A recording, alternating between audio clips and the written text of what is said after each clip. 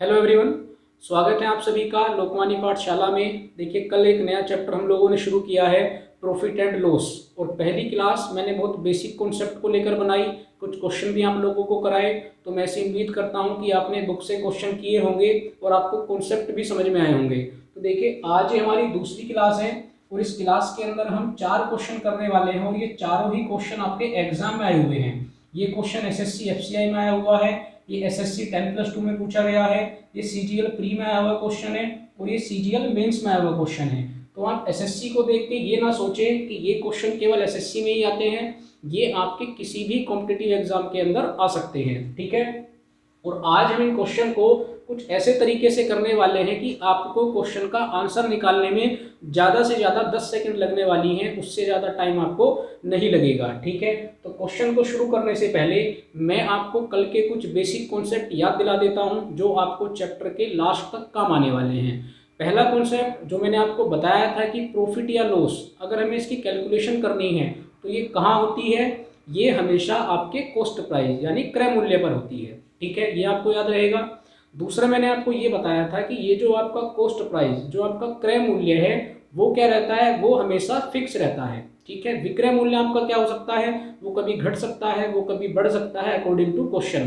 भाई हानि होगी तो घटेगा, लाभ होगी तो बढ़ेगा, लेकिन जो आपका कॉस्ट प्राइस है वो हमेशा क्या रहता है, वो हमेशा फिक्स रहता है। फिर आप लोगों ने जो मैंने आपको कल फ्रैक्शन वाला एक मेथड बताया था, उसमें क्या था कि उसमें आपका कॉस्ट प्राइस अलग अलग आ रहा था। तो मैंने आपको तरीका बताया कि आप कॉस्ट प्राइस को कैसे बराबर करेंगे। तो ये भी आप याद रखें कि जब भी आप फ्रैक्शन वाले मेथड से क्वेश्चन को कर रहे हैं तो आप इस बात का जरूर ध्यान रखें कि क्या आपका कॉस्ट प्राइस इक्वल यानी बराबर है या नहीं। तो चलिए, ये कुछ कॉन्सेप्ट है जो मैंने आपको बता दिए हैं, इनको आप अच्छे से याद रखें। और जैसा मैंने बताया कि आज की क्लास के अंदर जो हम क्वेश्चन करने वाले हैं, ये बहुत ही कम टाइम में इनके आंसर तक हम पहुंचेंगे। और सबसे पहले जो ये पहले वाला क्वेश्चन मैं आपको करा रहा हूँ, इसके अंदर मैं आपको कुछ तरीके बताऊंगा। ठीक है, मैं इस क्वेश्चन को आपको दोनों तरीके से बताऊंगा। दोनों तरीके से मतलब कि एक तो मैं आपको डिटेल में समझाऊंगा कि क्या क्वेश्चन के अंदर आपको दिया जा रहा है, और फिर इसी क्वेश्चन को मैं आपको ऐसे तरीके से बताऊंगा जहां आप मैक्सिमम 10 सेकंड के अंदर आंसर तक पहुंच जाएंगे। ठीक है, तो चलिए एक बार समझ लेते हैं। क्वेश्चन है, डिम्पल ने एक मोबाइल 5% हानि पर बेच दिया। यदि वह इसे 5% लाभ पर बेचती तो उसे 1500 रुपये अधिक मिलते। तो पूछा गया है मोबाइल का क्रय मूल्य। तो आपको मैंने कल भी बताया था कि आप इस बात का ध्यान रखें कि आपसे क्वेश्चन में क्या पूछा गया है और आपको क्वेश्चन में क्या दिया गया है। भाई आपसे क्या पूछा है, आपसे मोबाइल का क्रय मूल्य पूछा है। ठीक है, और आपसे क्या, आपको क्या कहा गया है कि एक बार इसको 5% हानि पर बेच दिया गया, एक बार इसको 5% लाभ पर बेच दिया गया। तो अगर इसको 5% लाभ पर बेचा जाता तो उसको क्या होते, उसको 1500 रुपये अधिक मिलते। कैसे करेंगे क्वेश्चन को, भाई हमसे क्रय मूल्य पूछा है तो मैं सिंपली पता है कि मैं क्रय मूल्य को कितना मानता हूं, मैं क्रय मूल्य को 100 मानता हूं। ठीक है, यहीं से हम क्वेश्चन की शुरुआत करते हैं।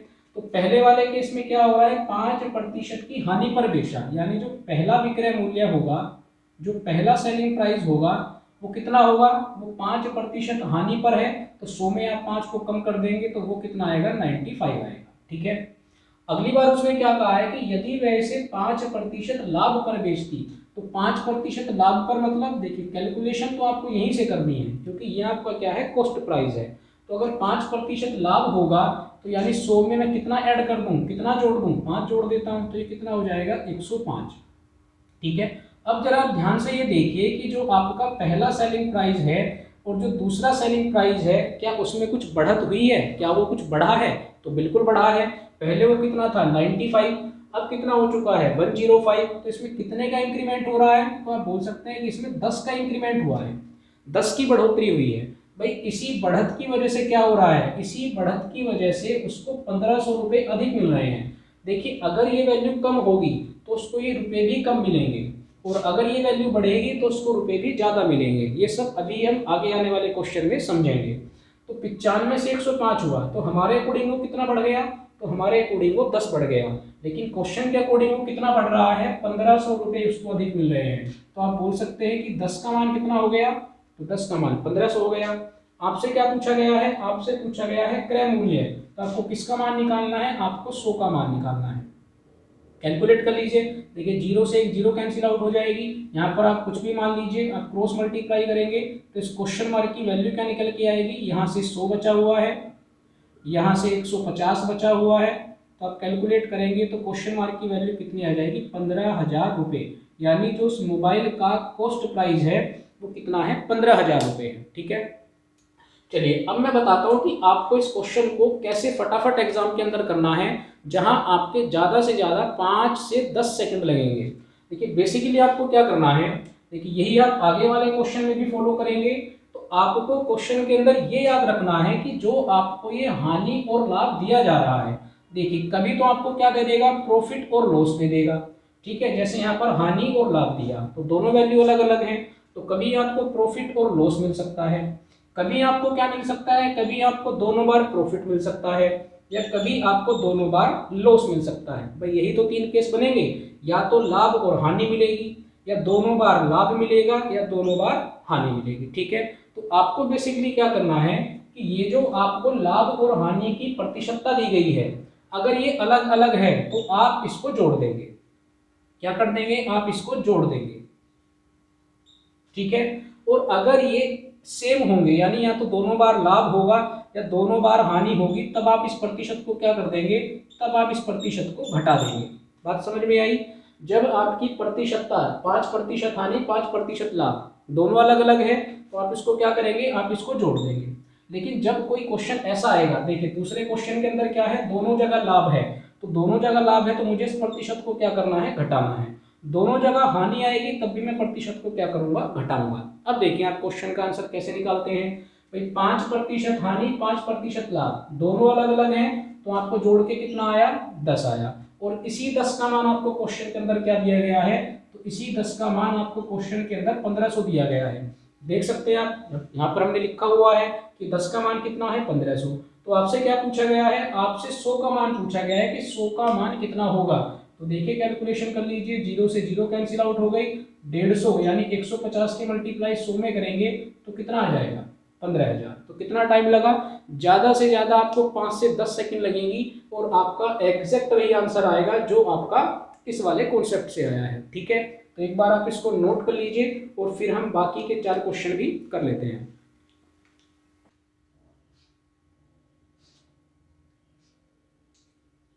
चलिए दूसरा क्वेश्चन करते हैं।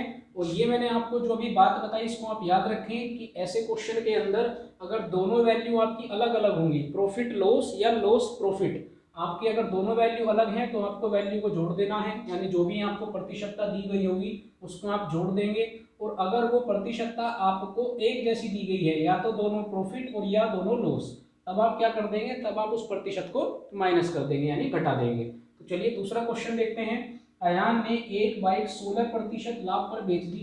यदि वह इसे 20% लाभ पर बेचता तो उसे 1,000 रुपये अधिक मिलते। तो अयान ने वह बाइक कितने रुपए में खरीदी। ठीक है, तो आप देख सकते हैं कि क्वेश्चन के अंदर क्या है, यहाँ पर भी लाभ है और यहाँ पर भी लाभ है, यानी दोनों वैल्यू आपकी कैसी हैं, एक जैसी हैं। तो अगर वैल्यू एक जैसी होगी, यानी परसेंटेज एक जैसी होगी, तो हमें क्या करना है, हमें उसको माइनस कर देना है। तो भाई 20 में से अगर आप 16 को माइनस करेंगे तो कितना आएगा, 4। और इसी 4 की आपको क्वेश्चन में वैल्यू क्या दी गई है, तो इसी 4 की आपको क्वेश्चन में वैल्यू दी गई है 1,000। आपसे क्या पूछा है, बाइक कितने रुपए में खरीदी, तो मुझे कितने का मान निकाल देना है, मुझे 100 का मान निकाल देना है। खरीदना मतलब कॉस्ट प्राइस, और कॉस्ट प्राइस मतलब 100। तो आप कैलकुलेट करेंगे, देखिए 4 से इसको काट लीजिए, कितनी बार कट रहा है, 25 बार। 25 चौका कितने होते हैं, 100। क्रॉस मल्टीप्लाई कर दीजिए तो आपका आंसर कितना आ जाएगा, तो आपका आंसर आ जाएगा 25,000 रुपये। ठीक है, अगर आप इसको डिटेल में करते हैं तो आप सबसे पहले क्या मानेंगे कि भाई मेरा कॉस्ट प्राइस कितना हो गया, 100 हो गया। तो पहले केस में कितने पर बेच रहा है, 16% लाभ पर। तो 16% लाभ का मतलब जो पहला आपका सेलिंग प्राइस है वो कितना बन जाएगा, 116 बन जाएगा। वो क्या कहता है, वो क्या कर रहा है, वो कह रहा है कि यदि वो इसको 20% लाभ पर बेचे, तो 20% लाभ पर बेचना यानी कितने पर बेचना है, तो जो आपका सेकंड वाला सेलिंग प्राइस है वो कितना बन रहा है, 120 बन रहा है। तो आप देख सकते हैं कि बढ़ रहा है, नहीं बढ़ रहा है, बिल्कुल बढ़ रहा है, 116 से 120 हो गया। तो कितना बढ़ा, 4 बढ़ा। वापस आप यहीं आ गए, तो 4 का मान आप कितना रखेंगे, 1,000। आपको कितने का मान निकालना है, 100 का मान निकालना है, तो कैलकुलेट करेंगे तो वो कितना आ जाएगा, 25,000 आ जाएगा। ठीक है,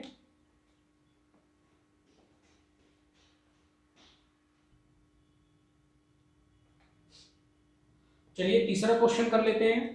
तीसरा क्वेश्चन है, एक घड़ी को 30% लाभ पर बेचा गया, यदि इसे 10% हानि पर बेचा जाता तो 80 रुपये कम मिलते।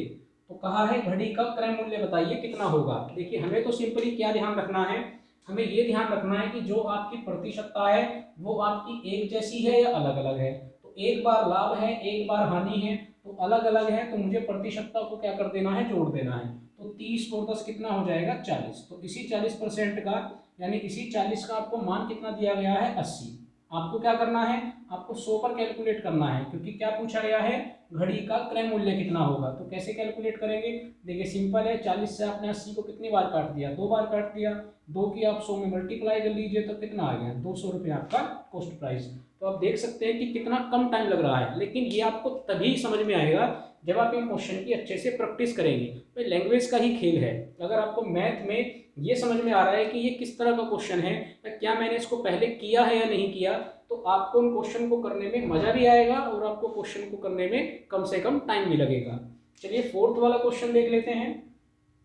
किसी वस्तु को 19 यानी 19% हानि पर बेचने के स्थान पर यदि 17% लाभ पर बेचा जाता तो 162 रुपये अधिक मिलते। तो वस्तु का क्रय मूल्य क्या होगा। क्या पूछा गया है, कॉस्ट प्राइस।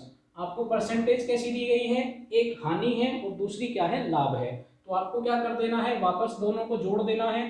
तो 19 और 17 को अगर मैं जोड़ता हूं तो वो कितना हो जाता है, 36। तो 36 का मान आपको क्वेश्चन के अंदर कितना दिया गया है, 162 दिया गया है। पूछा क्या गया है, वस्तु का क्रय मूल्य, यानी आपको किसका मान निकालना है, आपको 100 का मान निकालना है। ठीक है, तो 100 का मान कैलकुलेट करेंगे। देखिए डायरेक्ट ये नहीं कट रहा, तो आप इसको 9 से काट लीजिए। 9 से कितनी बार काटेंगे, 4 बार। 9 का आपको रूल अगर नहीं पता तो अगर किसी संख्या का जोड़, इनके जो अलग अलग अंक हैं, अगर इनका जोड़ 9 से कट जाए तो संख्या भी 9 से कट जाती है। तो भाई इसमें क्या लिखा था, 36। 36 को 3 + 6 कितना हो रहा है, 9 हो रहा है, तो ये 9 से कट रहा है।